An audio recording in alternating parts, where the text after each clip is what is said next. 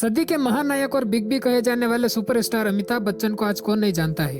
Amitabh Bachchan Hindi cinema जगत में नायकों के नायक यानी महानायक हैं। अमिताभ बच्चन का नाम बॉलीवुड के उन सितारों की लिस्ट में शामिल है जिनकी अदाकारी की दुनिया दीवानी है। उनके जबरदस्त लुक्स, बोलने का अंदाज, शानदार पर्सनैलिटी और लाजवाब अदाकारी के दीवाने सिर्फ देश में नहीं बल्कि पूरी दुनिया में है।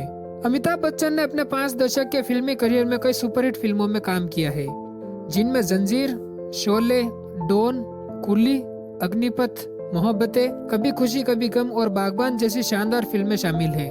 उनकी फैन फॉलोइंग केवल देश में ही नहीं बल्कि विदेशों में भी खूब है।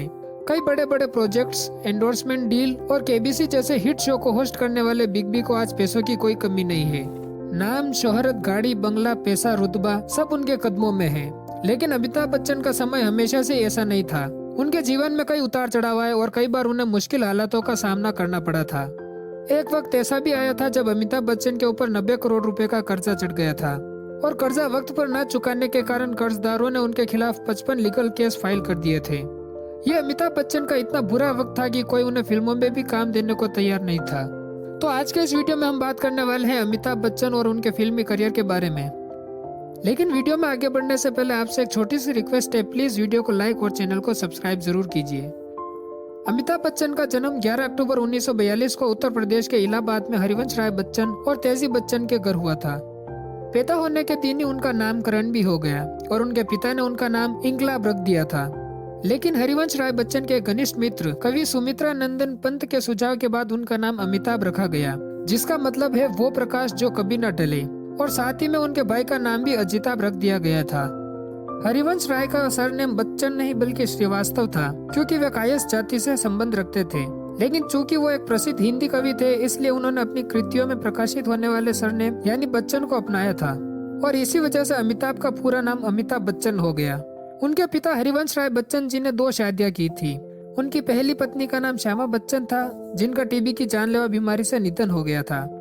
इसके बाद हरिवंश राय बच्चन ने पंजाब की रहने वाली तेजी सूरी से शादी की थी, जिनसे अमिताभ बच्चन का जन्म हुआ था। उनकी मां तेजी बच्चन थिएटर में बहुत दिलचस्पी रखती थी और उन्होंने एक फीचर फिल्म में भी काम किया था, जिनके बाद उन्हें फिल्मों में काम करने के कई ऑफर आने लगे। लेकिन उन्होंने फिल्मों में काम करने के बजाय हाउसवाइफ बनना ही पसंद किया। अमिताभ बच्चन के करियर के चुनाव में इनकी माता का भी काफी योगदान था, क्योंकि वो हमेशा इस बात पर जोर देती थी कि उन्हें थिएटर को अपनाना चाहिए। अमिताभ बच्चन ने अपनी शुरुआती पढ़ाई नैनीताल के शेरवुड स्कूल से पूरी की और उसके बाद उन्होंने दिल्ली के करोड़ीमल कॉलेज में दाखिला ले लिया। अमिताभ बच्चन को कॉलेज के कई नाटकों में काम करने का मौका मिला। वो कॉलेज में पढ़ाई के साथ साथ नाटकों में भी भाग लिया करते थे। कॉलेज से पढ़ाई पूरी होने के बाद अमिताभ बच्चन काम की तलाश में कलकत्ता चले गए, जहाँ पर उन्होंने एक shipping firm Bird and company में नौकरी की। लेकिन कुछ सालों तक काम करने के बाद फिल्मों में अपना करियर आजमाने के लिए वो कोलकाता से मुंबई आ गए। अमिताभ बच्चन फिल्मों में एक्टर बनने का सपना लेकर कई डायरेक्टर और फिल्मकारों के पास ऑडिशन देने गए, लेकिन उन्हें हर जगह निराशा ही हाथ लगी। इसी बीच अमिताभ बच्चन की मुलाकात मशहूर डायरेक्टर सावन कुमार टाक से हुई। उन दिनों में सावन कुमार मिर्जा गालिब के ऊपर एक फिल्म बनाने जा रहे थे और उन्हें मिर्जा गालिब के रोल के लिए एक नए चेहरे की तलाश थी। जब अमिताभ बच्चन की मुलाकात उनसे हुई तो उन्होंने अमिताभ को ही अपनी फिल्म में मिर्जा गालिब का रोल देने का मन बना लिया था। लेकिन किसी ने डायरेक्टर सावन को सुझाव दिया कि अमिताभ बच्चन इस रोल के लिए बिल्कुल फिट नहीं है, क्योंकि मिर्जा गालिब कद में काफी छोटे थे, जबकि अमिताभ की हाइट बहुत ज्यादा है। इस वजह से सावन कुमार ने अपना मन बदल दिया और इस तरह अमिताभ को अपनी पहली फिल्म मिलते मिलते रह गई। इसके बाद एक पहचान वाले की सिफारिश पर मशहूर डायरेक्टर B.R. चोपड़ा अमिताभ बच्चन का स्क्रीन टेस्ट लेने के लिए तैयार हो गए। लेकिन अमिताभ बच्चन का स्क्रीन टेस्ट लेने के बाद B.R. चोपड़ा ने कोई इंटरेस्ट नहीं दिखाया और न ही अमिताभ को उनकी तरफ से कभी कोई बुलावा आया था। अमिताभ भी बार बार रिजेक्ट होने की वजह से हताश हो गए थे। अब हम आपको वो किस्सा भी सुना देते हैं जिससे अमिताभ बच्चन को उनकी पहली फिल्म 7 हिंदुस्तानी में काम करने का मौका मिला था। दरअसल 60 के दशक में डायरेक्टर ख्वाजा अहमद अब्बास एक फिल्म बनाने जा रहे थे जिसका नाम था 7 हिंदुस्तानी। इस फिल्म में अमिताभ वाला रोल पहले एक्टर टीनू आनंद को ऑफर किया गया था।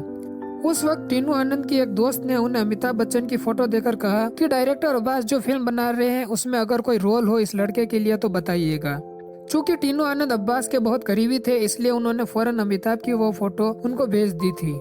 लेकिन अब्बास को अमिताभ बच्चन कुछ खास पसंद नहीं आए थे। इसी बीच टीनू आनंद को डायरेक्टर सत्यजीत रे को असिस्ट करने का मौका मिल गया था। वो भी इतने बड़े डायरेक्टर के साथ काम करना चाहते थे। इसीलिए टीनू आनंद अब्बास की फिल्म को छोड़कर सत्यजीत रे के साथ काम करने के लिए कोलकाता चले गए। अब डायरेक्टर अब्बास को टीनू आनंद के रोल के लिए किसी और को कास्ट करना था। तभी उन्हें अमिताभ बच्चन की फोटो का ख्याल आया। उन्होंने फौरन किसी तरह से अमिताभ बच्चन को ऑडिशन देने के लिए बुलाया और ऑडिशन के बाद उनको फिल्म में सेलेक्ट कर लिया गया और इस तरह अमिताभ बच्चन को उनकी पहली फिल्म 7 हिंदुस्तानी में काम करने का मौका मिला। यह फिल्म जब सिनेमाघरों में रिलीज हुई तो इसने बॉक्स ऑफिस पर धूम मचा दी थी और उस साल की यह सुपरहिट फिल्म थी। इसी फिल्म की वजह से अमिताभ ने हिंदी सिनेमा जगत में अपने पैर जमाए थे। इसके बाद तो अमिताभ बच्चन को एक साथ कई फिल्में ऑफर हुई। बॉलीवुड में अपना करियर बनाने के लिए अमिताभ बच्चन को लंबे अरसे तक संघर्ष का दामन थाम कर चलना पड़ा, क्योंकि अमिताभ बच्चन की पहली फिल्म हिट हो जाने के बाद उनकी लगातार 12 फिल्में फ्लॉप साबित हुई, जिससे उनकी लोकप्रियता दिन ब दिन घटती जा रही थी। लेकिन साल 1973 में आई फिल्म जंजीर उनके करियर का टर्निंग पॉइंट साबित हुई। जंजीर में अमिताभ बच्चन ने एक ईमानदार और सिद्धांतवादी पुलिस इंस्पेक्टर विजय खन्ना के रोल को बखूबी निभाया था। उनकी यह फिल्म इतनी सुपरहिट हुई कि बॉलीवुड में उनको एंग्री यंग मैन का खिताब मिल चुका था। इसके बाद तो उन्होंने हिट फिल्मों की जड़ी लगा दी थी और उन्होंने हिंदी फिल्म इंडस्ट्री में अपनी एक अलग पहचान बना ली थी। अमिताभ बच्चन ने अगले कुछ सालों में कई सुपरहिट फिल्मों में काम किया, जिसमें आनंद, दीवार, शोले, अमर अकबर एंथनी, डॉन, मुकद्दर का सिकंदर, मिस्टर नटवरलाल, कालिया, सत्ते पे सत्ता, नमक हलाल, कुली, मर्द, शहंशाह, अग्निपथ, हम और सूर्यवंशम जैसी शानदार फिल्में शामिल है। 90 का दशक अमिताभ बच्चन के करियर का सबसे बुरा दौर था। इस दौर में वो आर्थिक तंगी से गुजर रहे थे और उनके दरवाजे पर रोज कर्जदारों का आना जाना लगा रहता था। अमिताभ बच्चन पर उस वक्त 90 करोड़ रुपए का कर्जा चढ़ गया था और कर्जा वक्त पर ना चुकाने के कारण कर्जदारों ने उनके खिलाफ 55 लीगल केस फाइल कर दिए थे। दरअसल 90 के दशक में अमिताभ बच्चन की कंपनी ABCL यानी अमिताभ बच्चन कॉरपोरेशन लिमिटेड दिवालिया हो गई थी। उनकी प्रोडक्शन, डिस्ट्रीब्यूशन और इवेंट मैनेजमेंट कंपनी बुरी तरह फेल हो गई थी। इस वजह से वो भारी कर्ज में डूब गए थे। अपने एक पुराने इंटरव्यू में बिग बी ने इस बात का भी खुलासा किया था कि उन पर 90 करोड़ रुपए का कर्जा चढ़ गया था और उनके खिलाफ 55 लीगल केस फाइल कर लिए गए थे। हर दिन दरवाजे पर लेनदार आते थे। ये उनके लिए बहुत ही शर्मनाक और अपमानजनक था। उन्होंने कहा कि जो लोग पहले उनकी कंपनी से जुड़ने के लिए बहुत ज्यादा एक्साइटेड थे, उनका व्यवहार अचानक से बदल गया था। अमिताभ बच्चन ने अपने कर्ज के बारे में आगे कहा कि लेनदारों में से कुछ प्रसार भारती और दूरदर्शन जैसे सरकारी संस्थान थे, तो कुछ बैंक, फाइनेंस संस्थान और पर्सनल लोन वाले कर्जे थे। इसके अलावा कुछ की गलती से मैंने और जया ने व्यक्तिगत रूप से गारंटी दी थी। दरअसल उस वक्त किसी ने आर्थिक रूप से सलाह नहीं दी थी और हमसे कहा गया कि कुछ भी नहीं होगा। यही कारण है कि मैंने कुछ पर्सनल गारंटी पर साइन किए और गारंटर बन गया था। अमिताभ बच्चन आगे कहते हैं कि मैं कभी नहीं भूल सकता कि किस तरह लोग हमारे दरवाजे पर आ जाते थे, हमें धमकियां देते थे और डिमांड करते थे। सबसे बुरा दिन वो था जब वो मेरे घर प्रतीक्षा की कुर्की करने आ गए। यह मेरी जिंदगी का सबसे बुरा वक्त था। उस वक्त अमिताभ बच्चन को किसी फिल्म में भी काम नहीं मिल पा रहा था। तब अमिताभ बच्चन यश चोपड़ा के पास काम मांगने गए और यश जी ने उन्हें शाहरुख खान की फिल्म मोहब्बतें में एक अहम रोल दे दिया। मगर जितना कर्ज अमिताभ बच्चन पर था, उसको उतारने के लिए सिर्फ मोहब्बतें में एक रोल मिलना काफी नहीं था। अमिताभ लगातार और विकल्पों की तलाश कर रहे थे। तभी स्टार प्लस उनके पास कौन बनेगा करोड़पति यानी KBC का प्रोजेक्ट लेकर पहुंचा। अमिताभ को भी काम की जरूरत थी, इसलिए इस बारे में ज्यादा सोचना उन्हें ठीक नहीं लगा और उन्होंने फौरन हाँ कर दी। और सबकी सोच से परे इस शो ने रातों रात अमिताभ बच्चन को फिर से एक बार आम जनता और सिनेमा इंडस्ट्री दोनों के सामने एक नए रूप में पेश किया। अमिताभ KBC से जहां लोगों को करोड़पति बनने का मौका दे रहे थे, वहीं खुद भी अपने कर्ज और आर्थिक तंगी से बाहर निकल रहे थे। अक्सर आपने उन्हें यह कहते सुना ही होगा कि KBC उनकी जिंदगी का सबसे अहम हिस्सा है और हमेशा रहेगा। मोहब्बतें और KBC में काम मिलने के बाद अमिताभ बच्चन ने एक जोरदार वापसी की और इसके बाद उन्होंने कभी पीछे मुड़कर नहीं देखा।